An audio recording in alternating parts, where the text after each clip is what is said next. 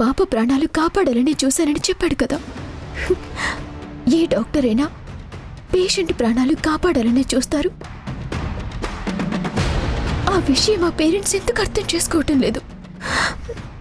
త్రిదేవ్ చెప్పినట్టు అక్కడ రెసిడ్యం ఎక్కువగా ఉన్న కారణంతో మిగతా డాక్టర్లు కావాలని త్రిదేవ్ మీద లేనిపోనివి చెప్పి పేరెంట్స్ని రెచ్చగొట్టుంటారు. అందుకే వాళ్ళంతలా పొల్యూట్ అయిపోయారు. జరిగిన దాంట్లో త్రిదేవ్ తప్పు లేదని, తను మంచివాడని వాళ్ళకి ఎలా చెప్పాలి? ఎలా వాళ్ళని నమ్మించాలి?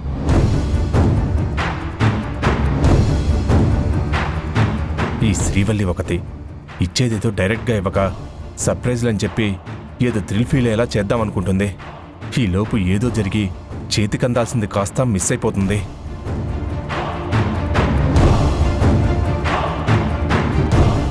శ్రీవల్లి, నువ్వు నా కోసం సర్ప్రైజ్ దాచావా? అవును. ఎప్పుడిస్తావో సర్ప్రైజ్? కొన్ని సర్ప్రైజ్లు ఇవ్వడానికి టైం పడుతుంది త్రిదేవ్. ఆ టైం వచ్చే వరకు వెయిట్ చేయాలి. ప్రతిసారి నువ్వు ఇలాగే సర్ప్రైజ్ అనటం, అదేంటా అని నాకు క్యూరియాసిటీ పెరగటం ఇలా జరుగుతూనే ఉంది తప్ప అదేంటో తెలియడం లేదు. ఆ మాత్రం క్యూరియాసిటీ ఉండాలి. అప్పుడే నీ ఆనందం రెట్టింపు అవుతుంది. సరే కానీ మాటల్లో నిన్ను గెలవలేను. అలాగే ఎదురు చూస్తాను. అవును త్రిదేవ్, యుఎస్ హాస్పిటల్లో నువ్వు ఆపరేషన్ చేస్తున్నప్పుడు చిన్న పాప చనిపోయిందన్నావు కదా. నువ్వు వాళ్ళ పేరెంట్స్కి జరిగిన దాంట్లో నీ తప్పేమి లేదని ఎక్స్ప్లెయిన్ చేయలేదా? ఇదేంటి సడన్గా ఆ విషయం అడుగుతుంది?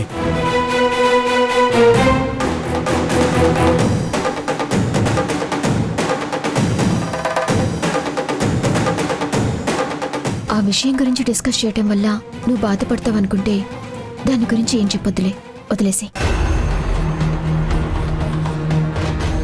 లేదు శ్రీవల్లి, చెప్తాను.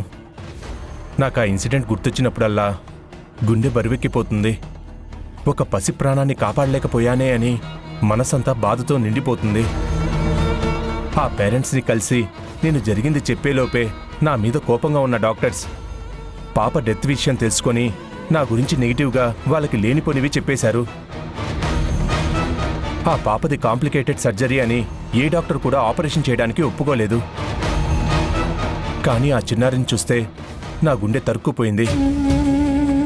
అందుకే రిస్క్ అయినా సరే తన ప్రాణాలు కాపాడాలని నేను ఆపరేషన్ చేశాను. నా వంతు ప్రయత్నంగా నేను చాలా ట్రై చేశాను, బట్ కాపాడలేకపోయాను. ఆ క్షణంలో ఫస్ట్ టైం ఆ దేవుడి మీద కోపం వచ్చింది కూడా. కన్నబిడ్డ చనిపోతే ఏ తల్లిదండ్రులైనా ఎలా తట్టుకోగలరు? అందులోనూ పొల్యూట్ అయి ఉన్నారు. అందుకే నేను చెప్పేది ఏది వినిపించుకోకుండా నన్ను అనరాని మాటలు అన్నారు. వాళ్ళు ఇప్పటికీ నన్ను ఒక నేరస్తుడిగానే చూస్తున్నారు. అదే పాప బతికుంటే నన్ను దేవుడిలా చూసి ఉండేవారు. ఇప్పుడు ఆ పేరెంట్స్ మళ్ళీ కనిపిస్తే ఏం చేస్తావు త్రిదేవ్? పోయిన ప్రాణాన్ని ఎలాగో తీసుకురాలేను. కానీ నా కారణంగా వాళ్ళ బిడ్డ చనిపోయింది అని అనుకుంటున్నారు కాబట్టి అందుకు వాళ్ళ కాళ్ళు పట్టుకొని క్షమించమని అడుగుతాను. వాళ్ళు నా క్షమాపణని అంగీకరిస్తే నా బాధ కొంచెమైనా తగ్గుతుంది.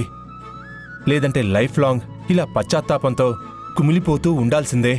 బాధపడకు త్రిదేవ్, ఒక్కోసారి అంతే. తప్పు చేయకపోయినా శిక్ష అనుభవించాల్సి వస్తుంది. రేపు మా మనవరాలి పేరు మీద శివాలయంలో అన్నదానం చేస్తున్నాం. పశ్చాత్తాపానికి మించిన ప్రాయశ్చిత్తం లేదు త్రిదేవ్. నువ్వు నిజాయితీగా నీ డ్యూటీ చేశావు. ఆ దేవుడికి కూడా ఆ విషయం తెలుసు. ఆ పేరెంట్స్ నీ గురించి, నీ మంచితనం గురించి తెలుసుకొని ఖచ్చితంగా రియలైజ్ అవుతారు. రేపిద్దరం శివాలయానికి వెళ్ళి వాళ్ళు నిన్ను అర్థం చేసుకునేలా చేయమని ఆ దేవుణ్ణి వేడుకుందాం. తప్పకుండా ఆయన మన కోరికను మన్నిస్తాడు. అలాగే శ్రీవల్లి.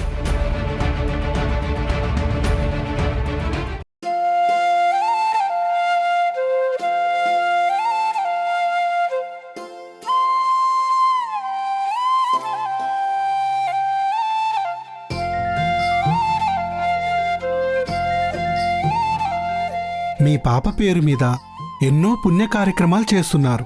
ఏ లోకానున్నా మీ బిడ్డ ఆత్మకి శాంతి కలుగుతుందమ్మా.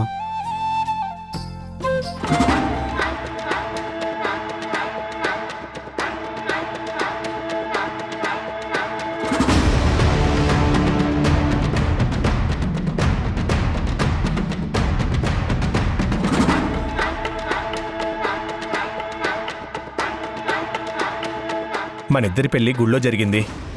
మళ్ళీ ఇన్ని రోజుల తర్వాత మనిద్దరం కలిసి గుడికొచ్చాం. నాకు చాలా హ్యాపీగా ఉంది శ్రీవల్లి. నీకు ఎటువంటి ప్రాబ్లమ్స్ రాకుండా నువ్వెప్పుడూ సంతోషంగా ఉండాలని దేవుణ్ణి కోరుకుంటాను. నా సంతోషం మాత్రమే కాదు త్రిదేవ్, నీకు ఉన్న సమస్య తీరిపోయి నువ్వు హ్యాపీగా ఉండాలని కోరుకో. నా గురించి కోరుకోవడానికి నువ్వున్నావుగా.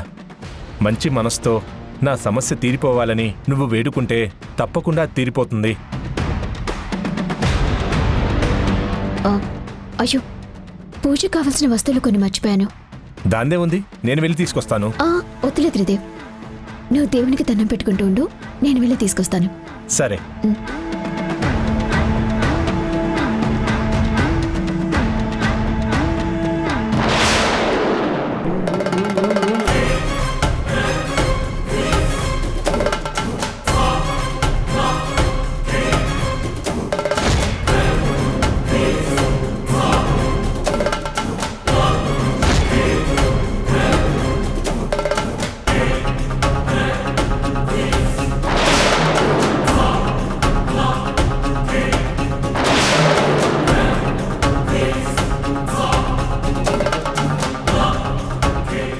రే పాపాత్ముడా,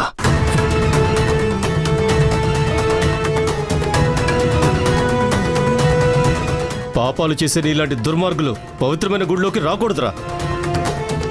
చూడండి, కనిపించిన ప్రతి చోట పాపాత్ముడా దుర్మార్గుడా అంటూ నోటికొచ్చినట్టు మాట్లాడకండి. డాక్టర్ ముసుగులో పేషెంట్ ప్రాణాలు తీసే హంతకుడు నువ్వు. నీతో ఇంకెలా మాట్లాడతారు? నీలాంటి వాళ్ళని ఎన్ని మాట్లాడినా ఏం చేసినా తప్పులేదురా.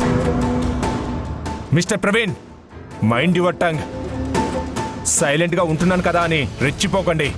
హంతకుడు అంటారేంటి? నేనేమన్నా మీ పాపని కావాలనే చంపేశానా? ట్రీట్మెంట్ చేస్తున్నప్పుడు కొన్నిసార్లు పేషెంట్స్ చనిపోతారు.